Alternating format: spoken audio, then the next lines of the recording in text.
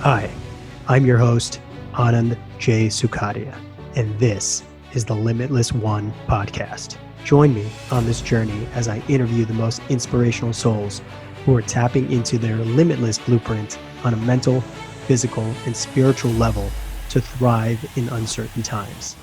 If you feel you are so much more than just this body, just this life, and want to tap into your limitless potential, you're in the right place. Here we go, starseeds.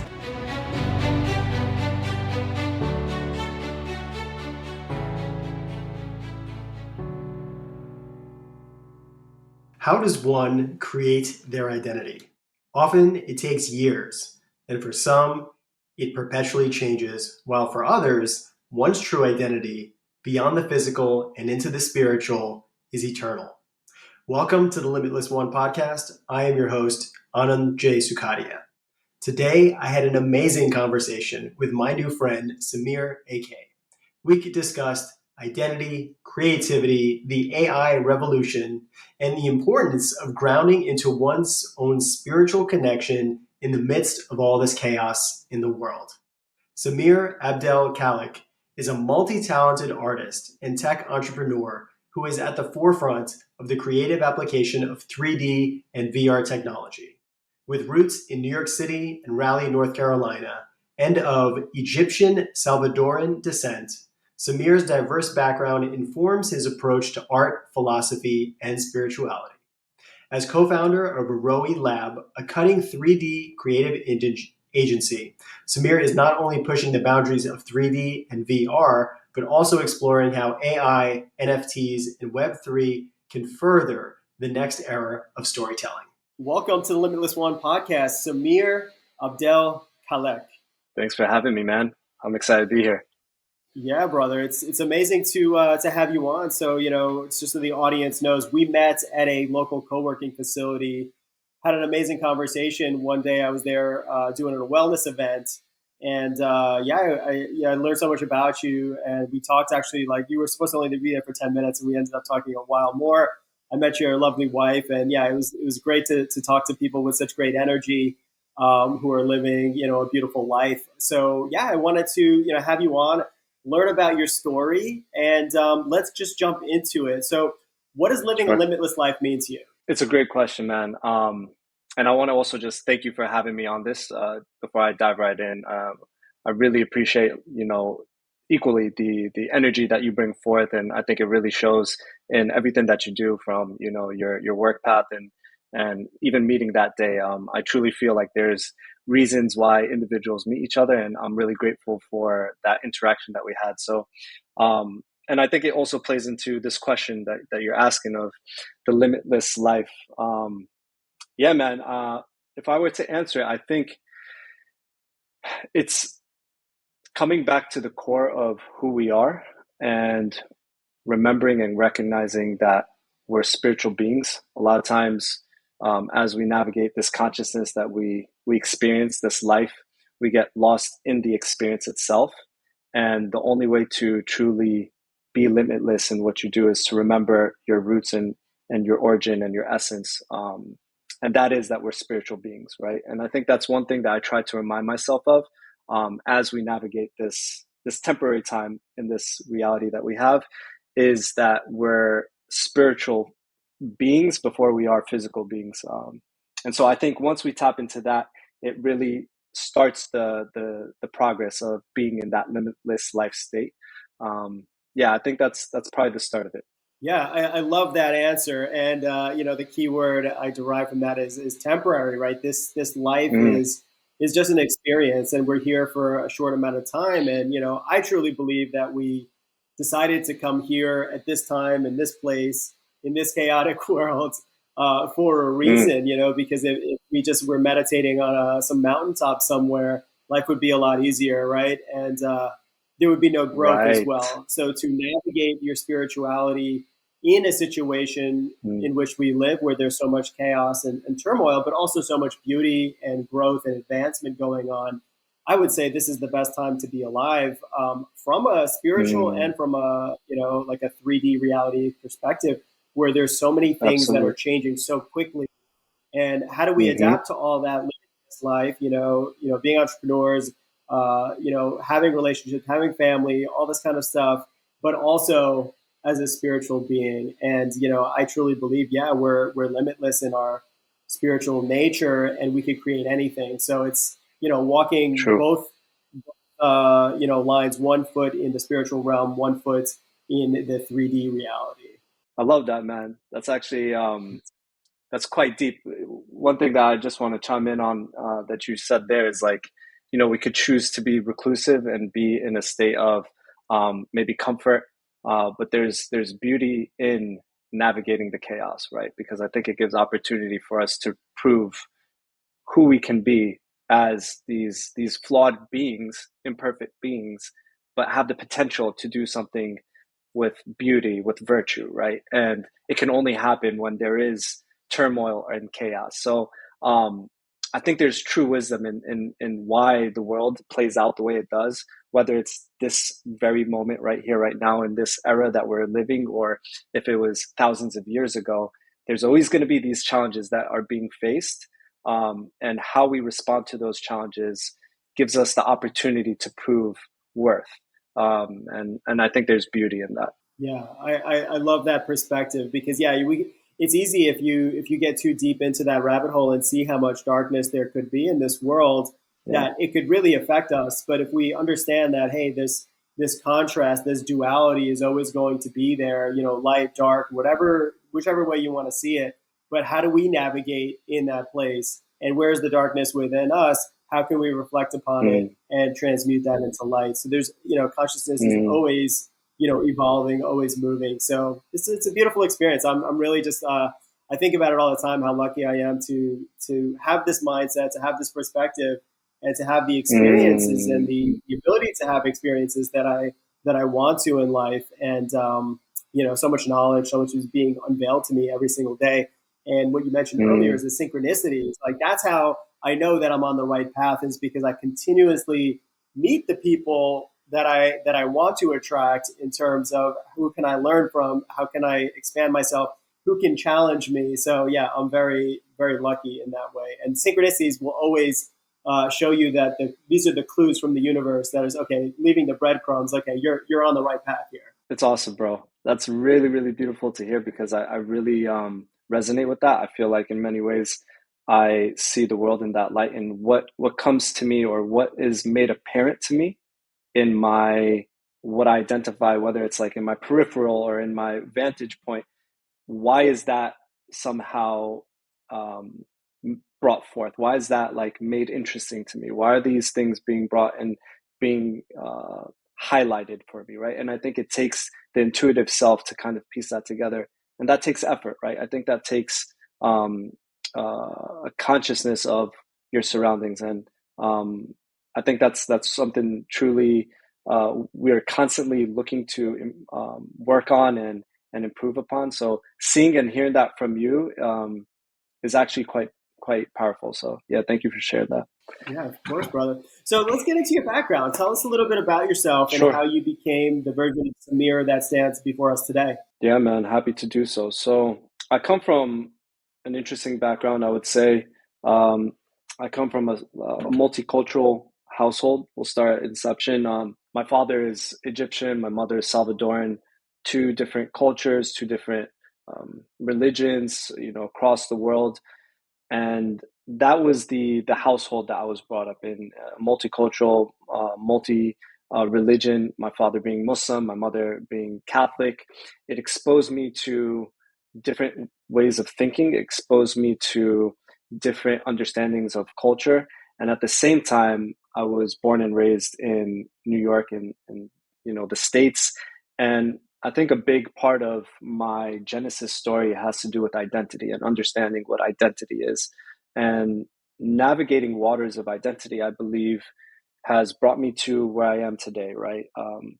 Having these conflicting uh, options, maybe not conflicting, but multiple options of who you are, what ways of thinking, right? I think really challenges one to see multiple different vantages, ways of thinking, and ways of thought, and that truly shaped a lot of who I was from a young age, and it sticks with me even till now, right? I think it helps me empathize. I think it helps me see different ways of thinking, processing things in other people's, shoes. These are things that are near and dear to the way that I navigate the world, and I think I wouldn't have had that to the degree of what I've had if it wasn't for this like very polar upbringing in some ways. Now, I come from a loving household. I'm very grateful for that. My parents, they're still together.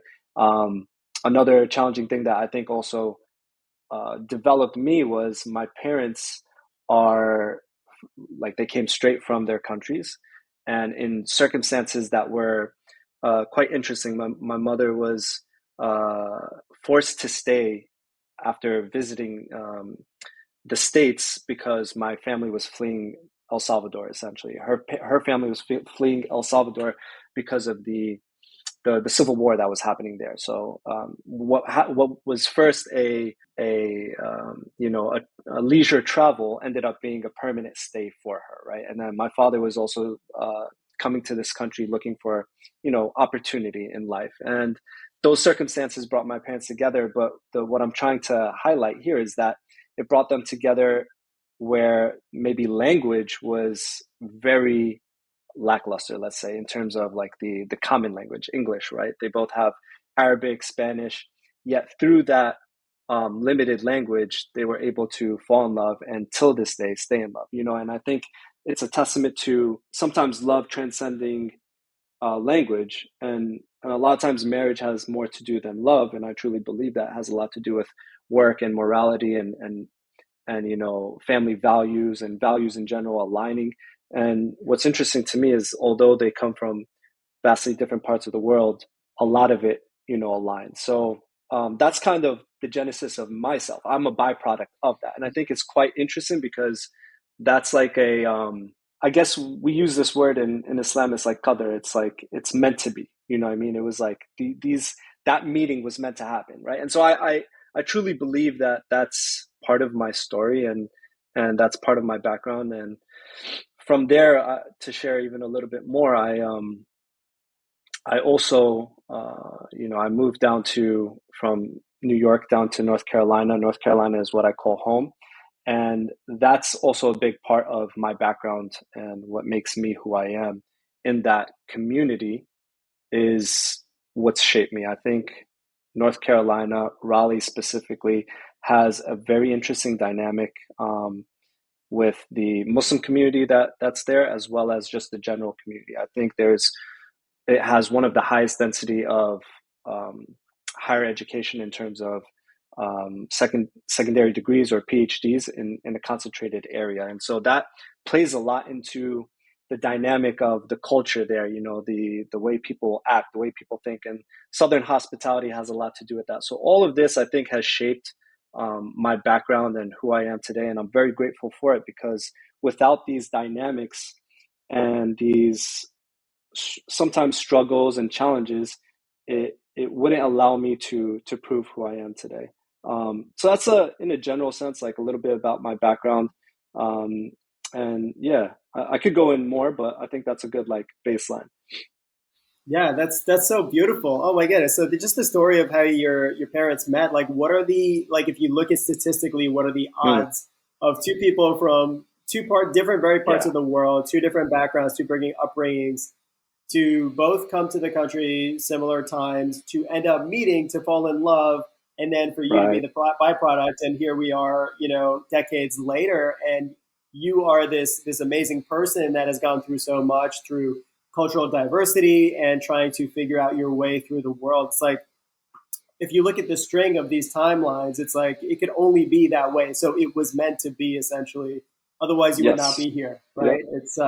It's really amazing to actually just see that perspective. And everyone actually that we meet are, these stories had to happen for every single person to show up as they are. So whenever we meet somebody and we see them, whether we like them, whether we're like, okay, I want to stay away from this person, they all have Right. that origin story, and it's important to look at people, from the perspective of where they came from. And Absolutely. I think I resonate a lot with that in terms of identity. You actually have three identities to understand the American identity, El Salvador, and then also Egyptian, and then the different religions. Correct. You know, I grew up from two parents came from India, and then I had to Hmm. navigate being Indian and being American, not fully Yeah, feeling man. a part of any of these cultures, and I felt shunned to an extent a little bit by each of them because I wasn't fully one way or fully the other way. Now, do you feel like you had a hard time understanding your identity, or that you didn't fit in anywhere, or did you actually uh, move towards one particular identity where she felt more comfortable? It's really interesting. I'll say yes and no. Yes and no. In some instances, yes.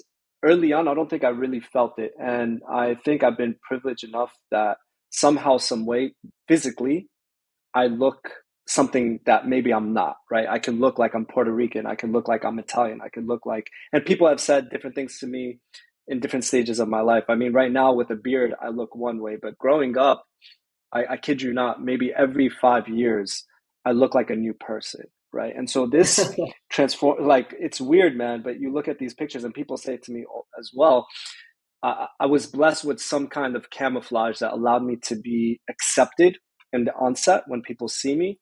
But as I grew older, I also was very uh, I stuck with my identity, whether it was, being Egyptian or Salvadoran. I held on to those things, and I'm very proud of them, as well as being Muslim. I was brought up Muslim. My mother comes from a Christian Catholic background, and I interacted with my family on that regard. But I was brought up Muslim, and I've always held that identity of being Muslim. And absolutely, I've also come through times as I grew older to question beliefs, right? And I think it's so important to question beliefs and put your beliefs to test, right? And I had to go through that process as well. And I think that's transformative in and of itself. But to come back to your initial question, yes and no. So the no is that, like, in some instances, I was able to be accepted, but in other instances, I was also um, trying to figure out how to be American, right, and how to be Muslim, and how to um, be still hold on to my roots, and not just Arab and Muslim, but also like understand my like Hispanic side to the whole identity. And I resonate with what you said so much, in that you're kind of not accepted with both sides to a degree, right? You're not American in that, maybe for myself, you're Muslim. That sometimes seems like other. Sometimes when you go back to your countries, you're very American. You're Americanized. You've been like washed from some of your culture, and so they see you as not being accepted. And I definitely had that experience when I go back to Egypt, and so I totally empathize with you on that regard. And it's not easy for us first generation kids coming from immigrant households to really fit with identity. And I think that's something that's so unique to us, that it is a challenge in and of itself, that forces us to dig deep introspectively, right? Because you want to be accepted by community. Like, you look for community, and when you have, you're living in the society, and society, what is the American society? It's like a mishmash of like cultures, right? We've made up these like, we've had to come together on these holidays, or these like, whether it's the Super Bowl, these type of things that bind us together, that make us American. But it comes from a mishmash of everything else. It's like, you come in here trying to be American, and what is American? It's basically, a mix of identity. There's no real American identity. So it's interesting, because I feel like, to a degree, being here, and I have this conversation with my wife, because she comes from the UK. When I look at, and she sees from the outset, individuals who come here as like first generation, within that first generation, you start losing identity, to be accepted. And I think that's really that's something that, if you're not cognizant of, it really can be stripped away from you. Yeah, 100%. And I think the introspection part is so important because, yeah, all throughout my childhood, I had to look inwards and really truly keep asking myself the question, who am I? And Yeah. over time, through a lot of self development, self reflection, I learned that, okay, I'm this individual, beautiful, divine soul. And going back to that spiritual part is like, I can't be identified as, oh, he's an Indian kid from, Mm, originally from India. Now he lives in New York. So it's like, yeah, then yeah, you start understanding that all of us around the world, we're all the same. We all want to live happy lives and, do the best that we can. And, that spiritual aspect has been a big, big part of my life and how I got here. So I think that, a lot of the people I speak to that are first generation and have done a lot of this self work, a lot of the, I would say it's a harsh term, but propaganda that's been put on us over the last couple of years, telling us what is truth, what is not truth. A lot of these things don't really affect us. We're not falling for these spells because it took mm, us so much effort and so much energy to become who we are. We realize how fortified we are in our mind, our bodies, and mm. spirits, and we realize that a lot of this other stuff is like it doesn't resonate the truth with us, so we don't just blindly accept it. Whereas I think a lot of people who didn't have to do that inward journey are kind of succumbing to these pressures or these I guess peer pressures or government pressures, whatever it is. Sure. And I would say these external stimuli, I mean, we're human, so whatever we see and we repeatedly see will affect us to a degree, right? And it's hard to navigate those waters if you don't have some foundation to stand upon. And the only way you have a foundation is to really be introspective to understand what are your core beliefs and what holds you up. And I see that in you, right? I see that it takes effort to understand what are your core values. And unfortunately,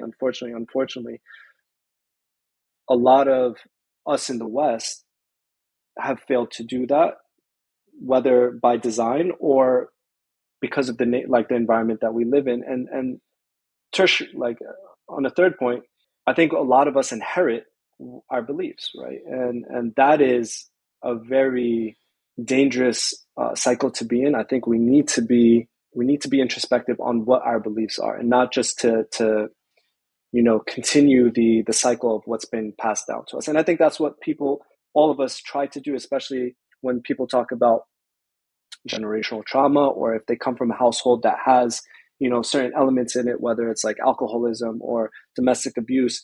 Those individuals, a lot of times, they do that introspection to not allow these things to further down into the next generation of their lineage when they're really being intentional. And I think in that same light, we need to be very cognizant of our core beliefs, just like what we inherit, and we should hold them up to stringency to make sure that they're actually not just beneficial, but rooted in truth, right? And I think truth is the real journey, seeking truth. What is truth? What is absolute real truth? Because this is one thing that I ask of myself, and I ask of my creator is show me this world as it is, not as it appears.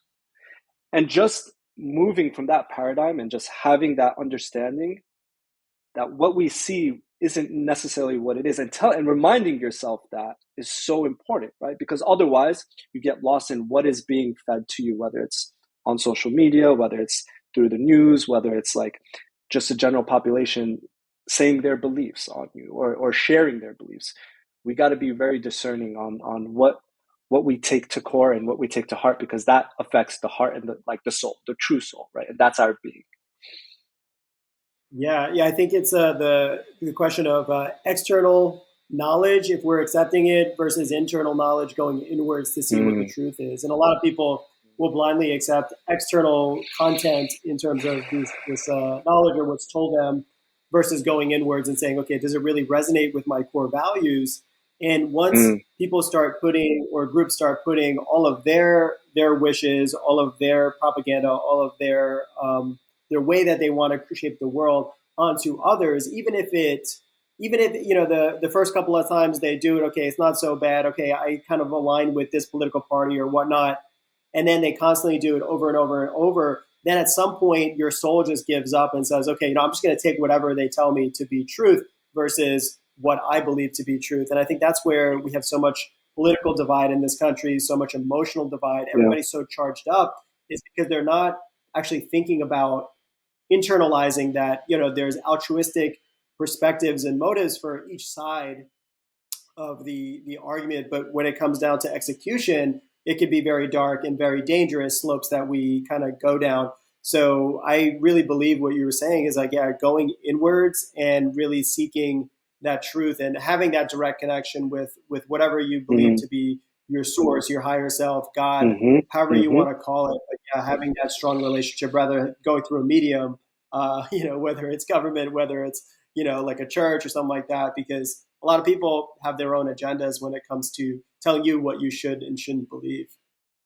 Absolutely. Now, I will also say there's a balance for sure. Like, I can't say you can't just operate from a spiritual perspective because we are living in a physical reality, and we must Yeah. take in the events that happen. But sometimes it's difficult to understand what is really happening when there's narratives at play.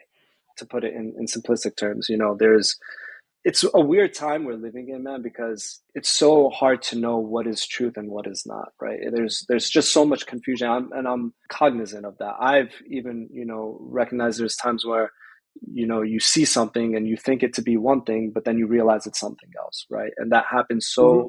so often these days, and all of us are falling victim to it. None of us are free from that, and I think it's so potentially dangerous, in this age that we're living in, and that's one thing that I think maybe in the last 5 to 10 years, maybe the last 5 years specifically, is alarming to me is like the amount of confusion across the board, right? And everybody thinks everybody is has got it wrong, and that's quite Yeah, yeah. interesting to Oh, me. And I think that's it's just the gonna, bad side right there. Yeah, yeah, I think it's gonna yeah. continue One to hundred. compound and catalyze more and more. But I think in again bringing it back to like how we started this off, in those challenges brings opportunity for some beautiful things to happen as a byproduct, right? So I'm never cynical about it. I'm just cognizant of the way things look. Yeah, and having a good filter in terms of what you True. take in, right? So, like, yeah, there's so much information out there, so much confusion on all sides, right? Even sides that we think, okay, are credible news sources. Sometimes they get it wrong as Right. well.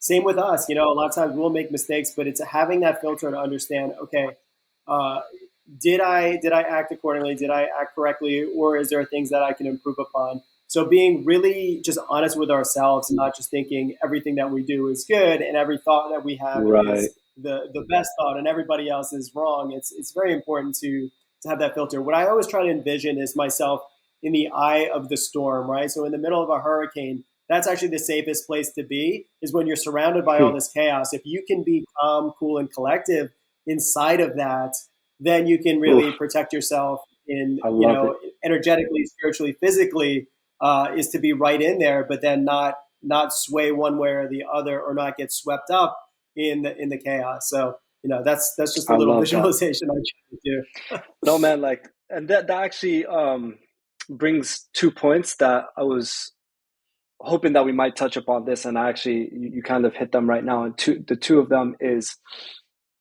extreme accountability and ownership and responsibility of whatever it is that happens, right? In every situation, there's always the ability to point and say, "Oh, that's because this happened," and maybe I reacted this way, and like shifting blame, right? But one thing that I hold for myself, and I think is valuable for all of us to do, and I'm constantly working on it, is to hold myself most accountable in every situation, even in something that seems like you've done. There's nothing you could have done, right? There's always something that you could do, because my modus operandi is like the only thing you have control over is yourself. So hold that accountability with what can I do better in these situations, right? I don't like to play hypothetical theory of like, what if, and if I would have done this, and then like play this game of, oh, being in the past, but just understanding, okay, this happened to me.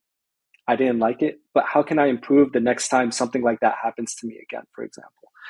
Or if you do something to somebody else and you're taking charge in an act, or you've done something, how can I be better in those situations moving forward? And the second that you've referenced is this stillness when affliction strikes or when life hits you, because that's the inevitable. In this game of life that we're all playing, it's inevitable that you're going to have challenges, struggle, strife, as we navigate this world. And how do we position ourselves when that happens? And I was thinking about it literally just last night. I was in the sauna and I was having a conversation, with a friend of mine who was there with me, and I'm talking about I have the sauna way, way up, and I'm just like putting it. I really love to be right hot, steamy. And the funny thing is, there's supposed to be a thermometer in there. The thermometer is in there, but it doesn't work. So I don't even know how hot I'm putting it. But it's got to be 220 almost like degrees. But I always put it, and I try to stay and push my time and duration in there. And this friend of mine that was there with me, he's just getting into doing the sauna. I'm kind of showing him how to do it, and I'm reminding him through the process that focus on breathing and have stillness. Like, even though you're having these external stimulus that are like aggravating you physically, emotionally, spiritually, whatever it is. And it's in these moments that you train yourself when you're navigating life, that it then is fortified, right? That you can feel still. And I truly believe that that also translates not just in pressured situations, but also if you do your form of meditation, or for myself, like 5 daily prayers. I think they both can be extracted from both of those experiences. Is you're sitting with yourself, you're going through some process of being still in mind. Now, that doesn't mean that, like, to have a successful session or meditation or whatever it is that you're doing to be still means you're just like blank in the mind. I mean, that is great, but it's how do you keep yourself still when your mind is working, right? And then you recognize my mind is wandering. You check it, bring it back, try still. How long can you last that until?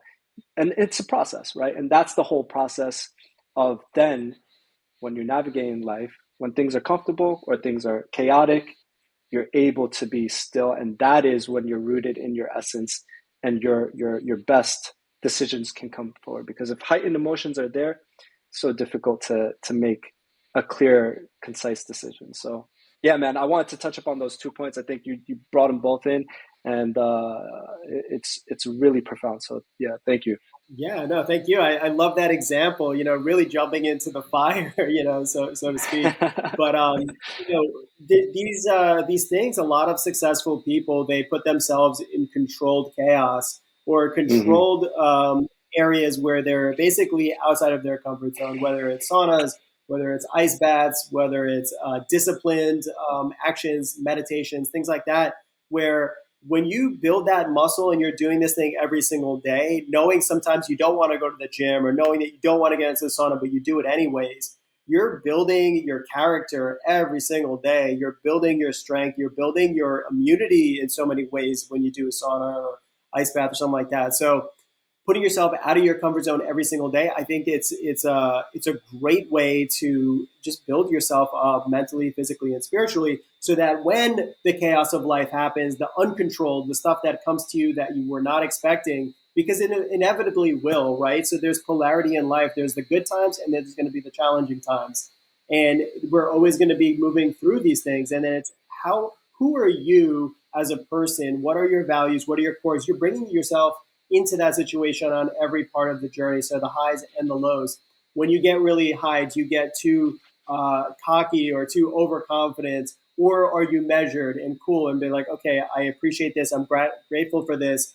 I'm going to be very mindful of this. And then as you maybe start sinking down, going into a challenging area, oh, I got this because I know who I am at the core. So these tool sets will always be with you Mm, in every stage of the journey, right? When we're over emotionally charged or we don't have control over our own mind or own thoughts and we don't take self responsibility, that's when we start looking to push the blame on the external versus looking at the internal. Okay, what can I do better? And also, one other thing is, how can I think better? How can I think better about this? What is my perspective? How can it mm. change? How can it be more empowering? These are the questions that we should always be asking ourselves, I believe. No, it's a great, great outlook on it. And you also referenced something, if I may segue, that I think is beautiful, and I want to highlight the you speak about duality, and I think this concept of duality also is very profound for me in my artistic and my creative background. Actually, that's probably the main motif that I reference when it comes to my creative pursuits. And I guess to share a little bit more background on myself and to segue into it, I come from a creative background. So I do photography, I've done video production. I've even had a stint back in my younger days of doing street art, graffiti, murals. And so I love this creative pursuit in different mediums. And but photography has always been the rooted passion that I've had.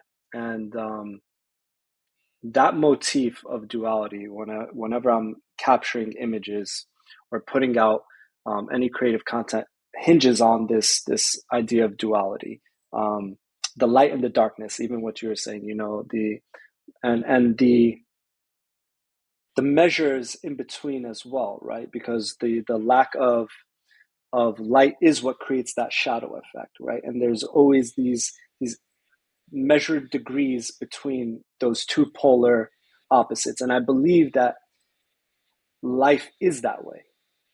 There's duality in all aspects of our life. In almost everything in this world, there's some kind of polar opposite. And that is, like, to me, so fascinating, right? And that's why I play and I hinge upon this motif, and I try to bring it forth in my imagery, because that's one of the mysteries of the world, of like everything has some kind of counterpart. And I love that. You can't have that love without, whether it's like evil or hate. You can't have, compassion without, you know, these evil sentiments. You can't have, there's oxygen, CO2, there's, hot, cold, there's everything, right? But the only thing that's one, I feel, is the source creator, right? And to me, that is what gives it that much more power. And so I remind myself of all the duality in this world, and I try to reference it in my image, because it shows that that's really the essence of what this experience is. I mean, what we're seeing right now, what you're seeing through this camera, is just a mix of this shadow and light, and that's beautiful to be able to capture in photography. Otherwise, if it was just one, it would just be all black or all just brightness, right? But we don't have that, and I'm interested to see how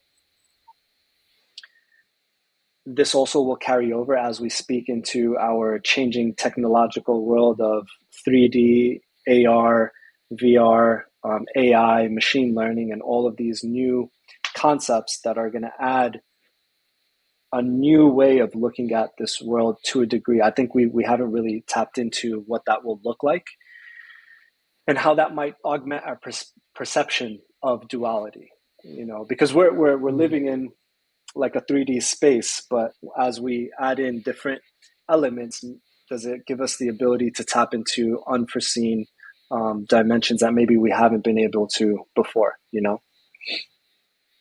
Yeah, absolutely. The polarity part of it is you need both sides of polarity to do any creation. Just like you need a man, you need a woman get together to create Yep. life, right? And then you have a Life. child, and then so Mm-hmm. every aspect of reality needs, in order to evolve or to be created, you need both sides. You need the light and the dark. In order to create a beautiful picture, like you said, you need light and dark. And it reminds me of the symbol of the yin yang, right? So you have the circle, and then there's that like squiggly line in the middle. That squiggly line in the middle basically is the goal, is to walk that line as you're in both fields, the spiritual and the 3D, right?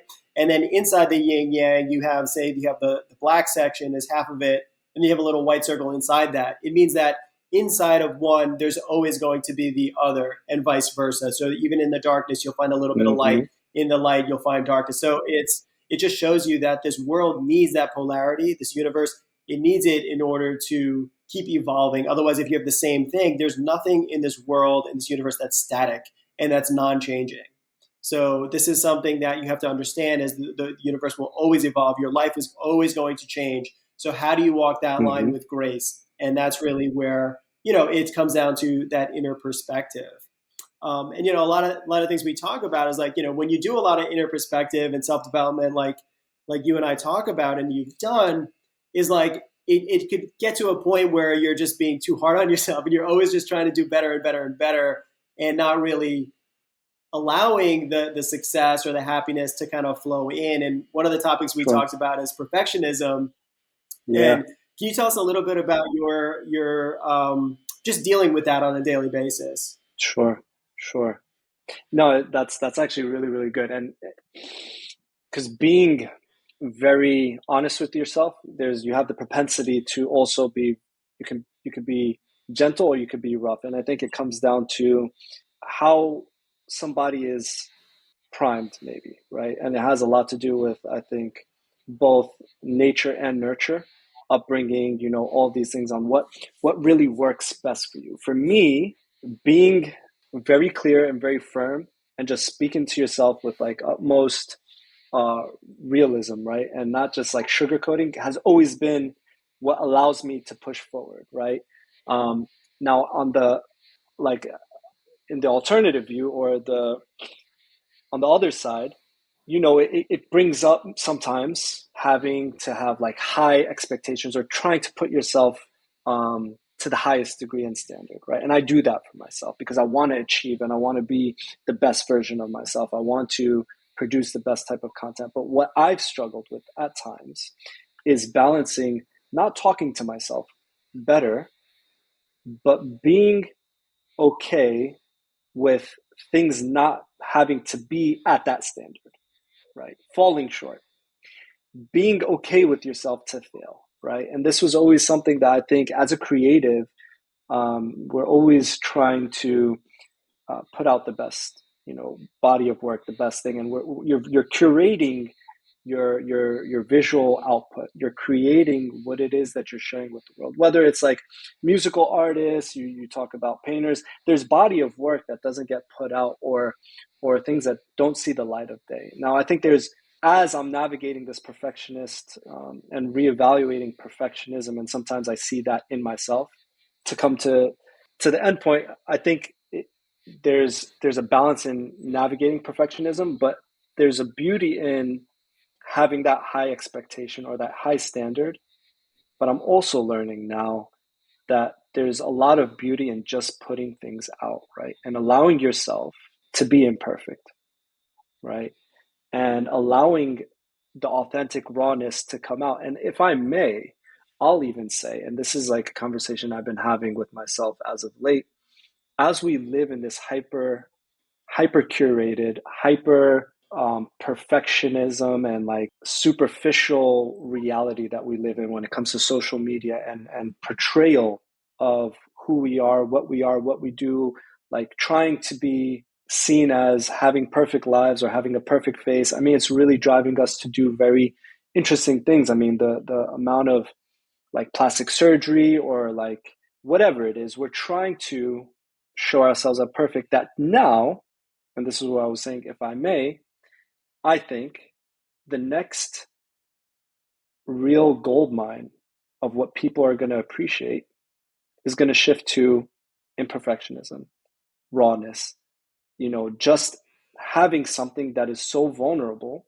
and real is going to be so beautified, right? We've kind of, I think we're hitting the stride of everybody's starting to look the same. People are Yeah. putting things out and having a standard of like, this is what it should be. And that is becoming lackluster, I believe. And it's going to even be more so. So being really authentic and just putting things out, I think is going to have so much value in the next 5-10 years because everybody has tried to make things so perfect. So it's this balance that I'm really evaluating with myself. And for a long time, I tried to, you know, put out a body of work, whether it's like creative pursuit and photography, that it stifled me, right? And I had to evaluate that in myself. And that's one of the few things I would say in my life that, was something that I was struggling with is just putting something out creatively and not letting this idea of what is the ideal, because that is subjective, right? I need to just be true to yourself, true to myself, and put it out, put effort into it, and just let it be, right? And so that's what I think is going to have a lot of value, and that's where I'm leading my creative pursuits now, uh, to find that middle ground between putting good effort, having a good standard, but not letting it hold you back in putting out content or putting out any artistic pursuit, and having this dialogue with the world, because that's essentially what it is. Yeah, If it it's doesn't all come about out, then it's not going to be there. yeah, it's all Go about ahead. balance. When the pendulum swings far way too far on one side, it's always going to swing back the other way. So as we see all that superficiality, everybody's showing the best version of themselves, and now it's going to start swinging back towards authenticity and being raw and being okay, because that's not the true reflection of what people go through on a daily basis. Everyone has highs, everyone has lows. Let's get back towards the other way where people are Absolutely. sharing their fullest, truest self. And yeah, no, every not art piece or every work of our labor is going to be the most amazing thing we've ever done. But you know what? You look back on all the years that you've been around, and you just see this beautiful body of work and have compassion, have love for it, because Mm, every part of it was you trying to self-realize yourself through your art or through your music or whatever field that you go to. Sometimes I have good days in business, sometimes I have bad days, sometimes I make mistakes, but it's okay because you're constantly trying new things and trying to evolve. And even if something works, it's not going to work forever, So we're always going to be evolving. And then as technology changes, it's going to be really really important. How do we ride this new wave? Because we're at the precipice of a whole new world as we look at AI and things like that. And I know we talked about it a little bit, but we're beckoning right on this edge, and life will never be the same again. You look at a company like OpenAI with their Chat GPT. They just had a $26 billion valuation. Microsoft is investing so much money at that level. They got 1 million users in about 5 days. You look at Dolly or some of these other things. What is the other art AI one that we Mid talked about? journey. Mid journey. Midjourney, yeah, yeah. I mean, the amount of users on there. I got on there myself, and holy shit, I'm not an artist, but I wrote some stuff in, and I created some amazing, beautiful art. So, what do you Yeah. think, as a creative person? What do you see AI is, and do you feel any threat by it, or do you see it as empowering to artists or just to the world in general? Yeah. Let me first say that this AI interjection into our reality is one of the greatest additions to our existence. And when I say great, it doesn't necessarily mean it's beautiful or it's good or it's anything, but it's going to have one of the biggest impacts in our probably conceivable, like, you know for most of us being on this earth, right? Maybe the last one was the creation of the internet and us being interconnected. That could have had it, but the implications, I think, with AI are going to be just so much more like impactful, in the long run, and it's just going to catalyze everything that we know and understand. And I don't think a lot of the population really understands the potential impact that this is going to have. So, starting from there, do I think that it's either dangerous to the arts specifically? I think this conversation has been hashed and rehashed many times when it comes to new innovations of how things are done. This conversation was even done or had with cameras and photography. A lot of people were very reactive. The art world was very reactive to photography and what that was, what it meant for creating images. Because before cameras, you were doing it by hand, and that's what also allowed artists to thrive.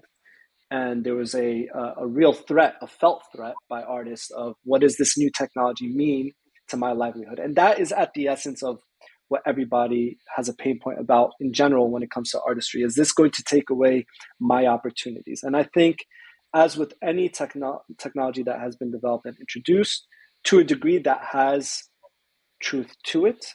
However, we've always managed as a human race to adapt to this new innovation and find new ways to apply ourselves or introduce it into our process or the landscape and find avenues to continue doing what we do, maybe in a little bit of a different way, but it's or in the same way, but it's going to change the way that you view the landscape. So whether it's the internet could have been also seen as like good or bad, and it definitely has its good and its bad. If we use it for its good, I think it has so much benefit for us. Same thing with AI, whether it's the image generated AI or Chat GPT or any version of AI. I think it has so much potential for good. At the same time, as much potential for good, it has potential for bad. And this is why, because it's so powerful and has so much potential for one way or another, people are concerned from an ethical standpoint, from a creative standpoint, for livelihood standpoint. What does this all mean? I think we will find the way to adapt, but we have to be really, really intentional and mindful of who's at the helms of these technological, like revolution essentially. But not to get too off topic, I'll just bring it back. I think we're going to figure out a way as artists to, utilize this technology or not. And if anything, it's going to highlight human centered and human created artwork more. Because as AI generated content, just like we were speaking about this perfectionism and like everybody looks like that, the more people start to see this AI created content, and then we understand that it's AI created, the value of human created art, I believe, is going to have that much more value because it's going to be more and more scarce, right? And that to me is what's going to be one of the silver linings, maybe to the whole situation. And I think it will also help for iteration. It will help for ideation. It will help for putting some concepts on paper and then executing maybe in the medium that you want, right? And so to me, the beautiful way that this might continue is that we use it as artists to inform our process, but not be the basis of our process, unless like somebody is using it just to create quick images. But real art is going to be art that's human created. Yeah, yeah, it's such an interesting topic because, like, it's a polarity in everything, right? Like when Uber first came, taxi cab drivers were so upset, but now they've adapted. When digital cameras came out, I remember there was an uproar because they're like, "Oh, why is there digital cameras when these photographers are painstakingly, sitting in dark rooms and processing their film?" So every single time, like you said, there's a new technology, it always gets pushback. There's always going to be early implementers. There's going to be people that edit to their existing businesses. There's going to be people who are just, as hobbyists get into it. But there's no doubt around it. This is not going anywhere. It's only going to get stronger as a force. AI. Just thinking about what ChatGPT can do, you can write like they. I just was reading they gave every single question of a GMAT, and it passed with like 100%, accuracy, The or an MBA, LSAT, or LSAT, yeah, yes, MCAT, all of them they pass, and that's yeah. alarming for sure, for sure. It could write code. I mean, websites will be able to be created in minutes, whereas before you had to, wait a couple of weeks for a really good developer to do something. And prior to that, it took months, So it's just the way that technology is going. Knowing that, it's like it's really more even important to stay grounded in your values, your core beliefs, and incorporate that stuff to enhance your life. But yeah, like not to lose sight of we are these spiritual beings in this human form. And that comes to the point of like the next phase of AI is could potentially be technology implants into our own Right. bodies, like Neuralink and different things like that. And there's so many companies out there in the backgrounds. Neuralink is one of the biggest ones, but there's so much money being funded towards that, with man merging into machine. The World Economic Forum, they're talking about this is their goal for Mm. 2030 to that become the next evolution. So what do you feel about that? Is like as we continue to progress in technology, then it becomes a lot of ethical, bioethical kind of questions as, Yeah. are we, like me personally, I have my own beliefs about, like, I want to stay a biological being, but then if you Yeah. don't go into the technology merging, like, then you become at a disadvantage. So like, where do you see all this playing out? Yeah, man, it's real serious questions that I think we're having to ask ourselves individually and collectively as a human race of where does this all stop? And what is the real, what are the needs, right? And I think it has a lot to do with our hubris of wanting to be more and more comfortable, right? I think in our pursuit, the majority of us, the West, and especially like the society that we live in here in the States, it's about having more, attaining more, being more, like being healthier, being more and more. But I'm coming to realize, man, and this also plays into this perfectionist thing. I think we all have this element in us, and as a human race, we kind of like push to create this perfect life. It's not meant to be perfect, right? It's meant to have like challenges and struggle. It's meant to be difficult to extent. And the worry that I have with AI is AI, and whether it's the technological advancements of Neuralink or using technology to solve problems for us, then we become dependent on these technologies, right? And then what happens when you become fully dependent? Let's just take ChatGPT, for example. For the next 5 years, we start to use it to be the basis of almost everything we do, whether it's like writing emails, whether it's like, um, creating formulas, creating code, and that's our start. And we get so used to it and reliant on it. What happens the moment it gets taken away? What happens the moment that it's used against us, right? And these are very real questions we need to ask ourselves. And so we need to have a balance of, and this comes down to just like the baseline of being comfortable with being uncomfortable. I'm being comfortable with having struggle. I'm being comfortable wanting difficulty, seeing value and beauty in difficulty, whether it's an emotional thing, a mental thing, a spiritual thing, a physical thing, whether you go into the gym. We need to want that, right? Because if we just want comfort, it's driving us into a way of hedonism, basically, right? And hedonism, I think a lot of people, especially in the West, I hate to just highlight this, but I do think that it has a lot to do with like the reality that we live in are very hedonistic, right? It's all about chasing desire and happiness. What is happiness, right? This is as if happiness is an everlasting thing that you can ever attain. It's never going to happen. And Or it's an such like, external thing, right? A lot of people look at it right, as external, have 100%. like, what can I Right. get? Yeah.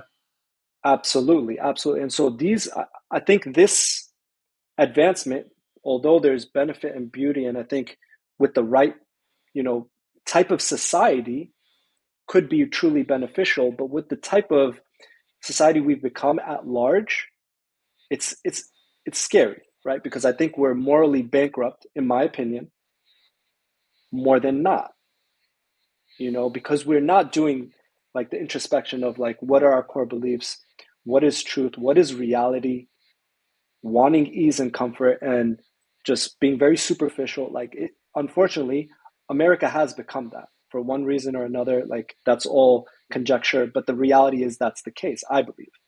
And so when you have that coupled with technology that's just going to really have ethical implications, there's a lot that could go wrong, right? And that's the scary part to me, that I think a lot of those who really understand how powerful it can be and will quickly become, that's the question at play. Yeah, I think it's such a fascinating conversation. If you look at something like money, it could be great. Correct. It could be used for great things. It could be used for bad things. It all has to do with who is leading whatever agenda it is, right? So let's just take Yeah. an example of vaccines, right? Whatever, people have their decision to make their own, Mm-hmm. right? Who is the pharmaceutical companies? Are they making money from it? Do they have an agenda? Are they tied in with media and politics and government officials? Are there kickbacks? Yes. Okay. So knowing all this stuff, where all the money is coming from, it was portrayed on society as something you have to take. You got no choice, you'll lose your job.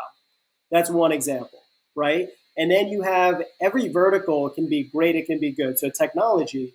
So for instance, Bill Gates was a big part of ChatGPT in the new funding that Mm, they got. So now is the ChatGPT going to go in the direction of how he wants to shape the world?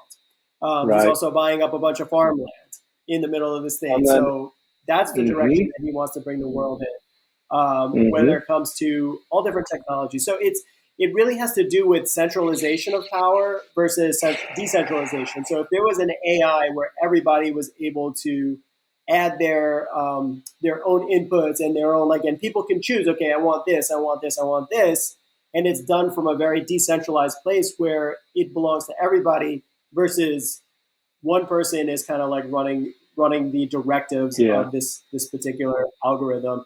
Look at TikTok. In the United States, what they're showing kids nowadays, it's almost like cultural terraforming where they're showing society what they should be seeing.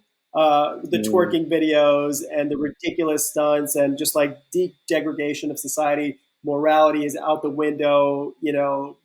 Being like all sorts of hedonistic versus in China mm-hmm, they're talking about quantum physics and highlighting like the best elements of society, martial arts, all these kinds of things. And in this country it's completely different algorithms, so it really depends on who is pulling these strings.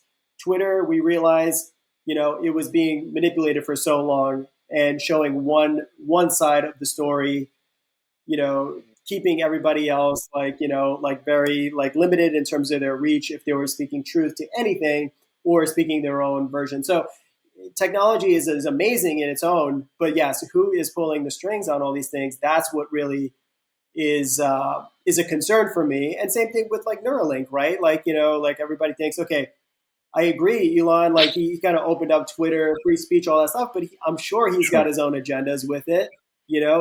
I'm sure it's a huge aggregation of sentiment and knowledge and data. Twitter is right, so that's something that he's collecting. I'm sure it's going to be used towards his other project, Neuralink and Boring Company, and all these things. So it really has to do with, for me, the best way, the best solution for all this stuff is to make sure that things are decentralized. That's why I'm a big fan of things like Bitcoin, is where it empowers everybody versus just the few. Absolutely. I mean, I can't agree with you more on the concerns of who's in control of technology and the things that are being rolled out, because that is, at the end of the day, what's shaping our reality and our world.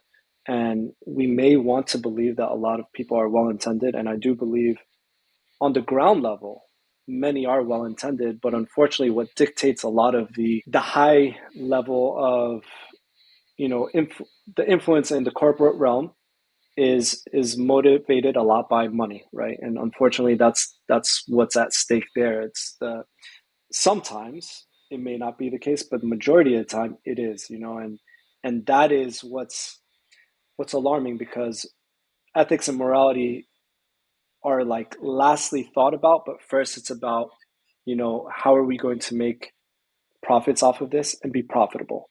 At the end of the day, that's what matters for those in position, because there's stakeholders, there's shareholders, there's investors to appease to, and a lot of those also influence the decision making process. It's not just one individual as much as they might be, you know, um, in the limelight. So, and this goes not just with corporations and enterprise businesses. It also goes with the government and media and X, Y, and Z. You could apply this to anything, and so that is, to your point, what is alarming. Now, I hope, and the way to be optimistic is that us being, because all we have control over truly is ourselves, us being more and more aware, speaking about it, having the conversations, and making ourselves more and more morally upright and holding ourselves accountable and holding those in our close circles accountable is what's going to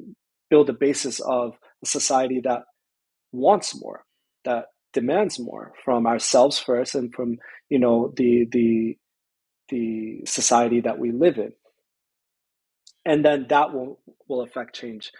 But yeah, relying upon technology and those in power to make moral decisions is naive at best, or the basically like willingly ignorant and like not wanting to see what's actually possible, because we all are human beings and we're susceptible to being the worst version of ourselves.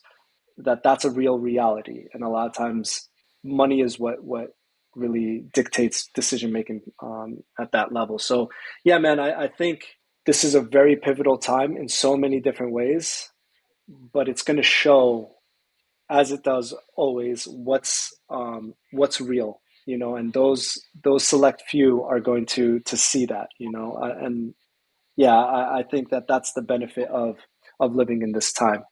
Yeah, absolutely. And the answer, like you hit it on the nail. It's like we have to be self-reflective, be self-responsible, and just try to do the best that we can. Because yeah, a lot of these things Mm, we don't have control over, and it's really just being very aware of the direction our lives are going, and try to uplift other people along the way, inspire them, build communities right. of people that are also looking to create similar visions, and these little micro communities. I think that's really where, if we want to stay away from all the, I guess, the negativity and the Mm, control systems, you mm, have to end up creating your own systems. And I think that's mm, really where this time will allow us. With AI, people can do so many more things where, before they didn't have the ability or the knowledge to create software or programs or, code or trading algorithms. Now it can all can be done.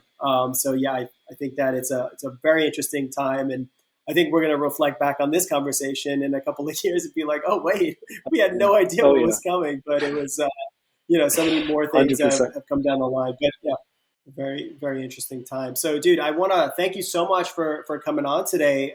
Just a couple of questions to end. We really got a Sure. chance to like see deep into your soul, and thank you for opening Mm, up to us. So, why do you think you came here to Earth as Sameer, mm. and what did you want to experience? My paradigm before we even came on this earth is that all of us attested and affirmed like our creator's existence, and that is the reason why all of us are on this earth, to a degree. I think it's like what really is the real purpose of being here is to understand source, creator, truth, and then to reflect it in this world, right? So I believe that I affirmed my creator's existence, and then when we come into this earth, it's a test of, do we remember that, and do we find that, and do we like live on that, right? And I think that all of us have a real purpose to play in this reality, in this experience of life. And to me, it is a test of, what do you do in these instances? Do you want to be that person that you see and you maybe see as virtuous? You're going to be challenged more and more to test that, right? To test your faith, to test your will, to test your beliefs, your morality. And how do we react in those situations? And even if we fail, because we will fail, how do we come back from that, right? And how do we keep moving forward, and how do we do good on this earth and so good on this earth? And I'm still navigating what the ultimate impact I will have on this, time that I'm here. But I at least hope that it benefits those I come in contact with, whether it's on a one-to-one, whether it's, through the work that I do or through the art that I do. I want to leave a legacy of remembering who you really are at your essence, and not being lost in the reality which we perceive, but what is actually there. And that, I think, is at the essence of my purpose. It's beautiful, brother. And I know faith is a big part of your life. So, what does Yeah, God man. mean to you? Actually, interesting tidbit. My name, my last name, Abdel-Khalek, in Arabic means, and can be translated as slave of the creator. So Abd is like slave, or also could be servant, but I actually like the term slave. Some people think slave has a negative connotation, but in this, it's like you're a complete submission to your creator. And Khalik is one of the um, Islamic names of God, right? It's an attribute of God, and there's 99 names that we have for God. So yeah, like that is also I hold that with high regard, right? So God plays a central part in my paradigm. Islam plays a central part in my paradigm of how I see this world and navigating it. And I try to remind myself of putting trust in my creator, right? Because I believe that we were all created to be here, to navigate this world, to remember our Lord, to sow goodness in the world and leave it for the next generation. And having these conversations, it's amazing to me because like we meet each other, come from different backgrounds, but to some degree we share so much like overlap and like similarity in the ways that we see the world. Yet there's there's I believe we have an innate calling to oneness, right? We have an innate calling to realizing that we came from something and our creator. It's what the Arabic word is fitra. It's like it's baked into us from birth.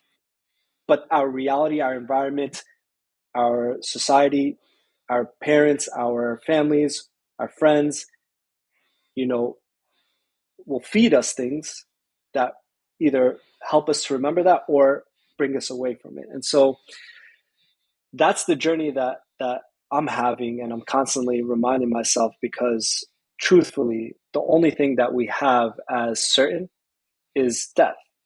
And if we move from that paradigm, and that's like one of the classics from the Stoics, they always have this concept of fata mori, which is like being comfortable with the concept of your impending end, right?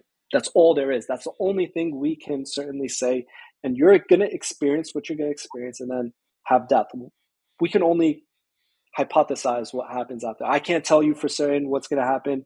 You can think about it. You might have your positions. None of us will really know until we meet that. And that the same can be said about God. Like I can have my faith that there is a God. Somebody could put their position that there is no God. And neither of us will fully be able to satisfy one another's position. But that certainty of death makes this reality, I believe, so much more precious. And we should be put all of our time in it and then come to comfort with what death is and find that at the end of that, there's going to be something else for us. This is just a short period of time on a larger time scale of a journey, in my belief, of what we're going to experience. So this is where we figure out what that is and coming back to that essence. And that's why I started this off of reminding ourselves that we're spiritual beings, because once you think that I'm physical, this reality is what I'm supposed to enjoy, and I'm like investing everything in my life here. That's why we also drive ourselves to have extreme comfort, desire, hedonism, because you're so inundated with this. And that's why people are scared of that. Once you remove from all of that, which is the antithesis to what society tells us, you start to really understand truth. And you can only do that with seeking your source, your creator, the other realm, getting stillness, contemplating and seeing truth in the texts that come down that have so much validity, and like the ancient practices, right? Like I think there's benefit across all the religions. You know what I mean? I myself, I believe that the ultimate truth, in my opinion, is in Islam. But all of the religions have this ability to become, a good individual and a person across all of them. You know what I mean? Whether it's Buddhism, Hinduism, there's the propensity to that.